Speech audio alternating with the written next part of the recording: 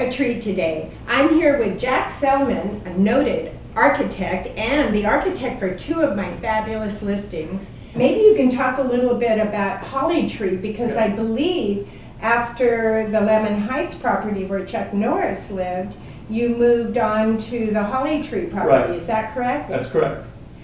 Well, so that's a great look as well. Yeah, that's very different than the Holly Tree house. So at that point in time was probably 8 years later, perhaps. Actually, I bought a smaller condo in the meantime because I didn't want to have two big houses that I was paying for, and put the Holly Tree house up for sale. Chuck Norris bought it, and then I lived in a little condo while I was building the new house. At that point in time, I was enamored with some of these homes, very contemporary homes, particularly one in Puerto Vallarta, Mexico. Stepped down the side of the hill, and each level of the hill that it stepped down, actually that one was about 6 levels, all had views out to the ocean. Of course, I don't have a view of the ocean, but they all view that beautiful area of Irvine that was the Irvine Ranch. Whenever I'm looking out at the view from Holly Tree, I even can see hikers in the far distance in that beautiful landscape and those beautiful trails and the beautiful hillsides. Yeah, that was part of the idea of the house, was to always be looking at something that would always be there. So that's a 20,000 acre dedicated parkland or something like that, so that it can never be destroyed. And at the time I was building the house, as well as today, I still hike and bike over there. It's my new house is also in the Lemon Heights area, and it's not far, so I walk those hills all the time. It's really great. We were going to knock on your door, you know. If we couldn't find you, we're going to knock on your door. But having two listings from the same renowned architect was just exciting for us at the Canaday Group. Well, great. I'm actually happy to be talking about the houses. So the Holly Tree house that we're talking about steps down the hill. Terraces from you enter the living room, kitchen area, go down to the bedroom area, and go down again to the additional, there's kind of like a big game room or bonus room. I had a gym down there at the time, and another small living room kind of area. And then you step down out onto the pool, the palapa bar, and the area that's out there. So all those have decks out in front that you can go stand on, and mainly it's oriented to the view all the time. It's view pretty much from any room in the house. You have just an amazing view. It's a very neat pastoral view, green, very green almost all the time. It's wonderful. Yeah, thank you. We were talking about the logs. That was that is right. So at the point in time that I did that, I was also doing some work in New Mexico, contemporary homes. But the thing that used all of it was the logs, peeled white pine, and the little latillas in between. And the thing with the white pine, as opposed to most of the cabins in let's say the Northwest, are those all regular pine, which gets much more golden with time. These stay white, it's a very elegant, more of a contemporary look. And so that was done throughout those ceilings. And the floors were flagstone, again, picking up that Southwest kind of design idea. Exactly, but from a very contemporary and amazing view-oriented property. Yeah, and I have to tell you a little story. So it's oriented to this view. I ordered glass, tinted glass, slightly tinted, for the sun. But I learned a big lesson. You don't order a piece of glass from something that's that big. Because when it came in, I walked in the day they installed it.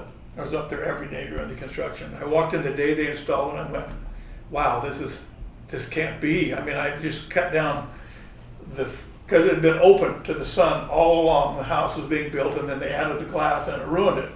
I had about 20,000 glass taken out and rebuilt. But my wife told me, I was all stressed. She says, that's a lot of money, but you're going to be worried about it for the rest of your life, or the rest of your 10 years here. Well, it's good you can laugh at Yeah, that. I know. At the time it wasn't laughing, but it was my mistake, unfortunately. I wish I could have blamed it on the contractor. But the biggest thing to me, the center point of the house is when the front wall, which you enter, which is on one story, is what I call the public area. because you have the driveway if someone drives up, or you have the trail behind there that people can walk in, and you can't see in the house. It's like the public view, which is, it's private on the inside to the outside. It's just a blank white wall, nice curving wall.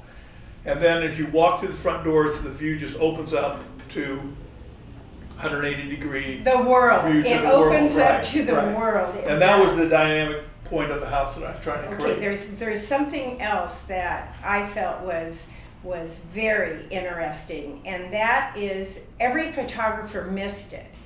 And when you're at the very bottom level and you look back towards the front door, you have this wonderful, artistic looking stair. I call it the eye. Right. And because it kind of looks like Well, those. When I took photos of it, by the way, I took photos of it, entered in the San Francisco Bay Area, PCBC. Oh yeah, of course. I used to go there every day. And that house won the PCBC. gold nugget. A gold nugget? Gold nugget for all the single family homes. That is great. a gold nugget award is like the coveted, most Yeah, it's coveted really home good. builder award ever.